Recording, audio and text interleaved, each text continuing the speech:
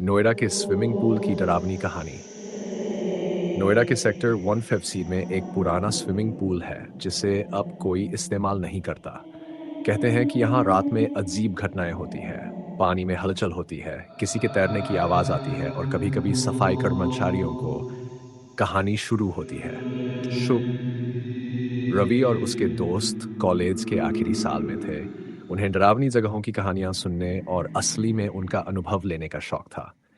एक दिन उन्होंने इस पुल के बारे में सुना। लोग कहते थे कि यहाँ एक लड़की की आत्मा भटकती है। उन्होंने तय किया कि वे आधी रात को यहाँ आएंगे और सच का पता लगाएंगे।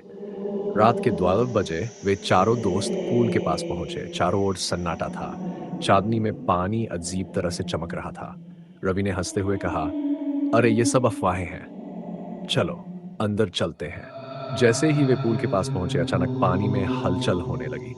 पहले उन्हें लगा कि ये उनकी कल्पना है, लेकिन फिर किसी ने धीरे धीरे उनका नाम पुकारा। अजय, कबीर, रोहन। सभी के शरीर में सिहरन दौड़ गई। वे चारों एक दूसरे की ओर देखने लगे।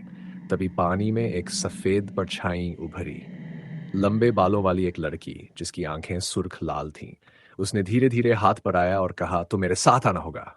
अचानक रवि का पैर किसी चीज से उलझ गया और वह पूल में गिर गया। पानी में गिरते ही उसे किसी ने नीचे खींचना शुरू कर दिया। उसके दोस्त घबरा गए और उसे बाहर खींचने की कोशिश करने लगे। तभी लड़की जोर से चीखी और एक पल में सब कुछ शांत हो गया। रवि को किसी तरह बाहर निकाला गया, लेकिन वह बेहोश हो गया। सच्चाई क्या थी? जब वे बाद में स्थानीय लोगों से पूछने गए तो पता चला कि कुछ साल पहले एक लड़की की इस पूल में डूबकर मौत हो गई थी। कहा जाता है कि उसने आत्महत्या नहीं की थी, बल्कि कोई उसे नीचे खींच रहा था। तब से उसकी आत्मा वहां फंसी हुई थी। उस रात के बाद रवि और उसके दोस्त फिर कभी उस पुल के पास नहीं गए।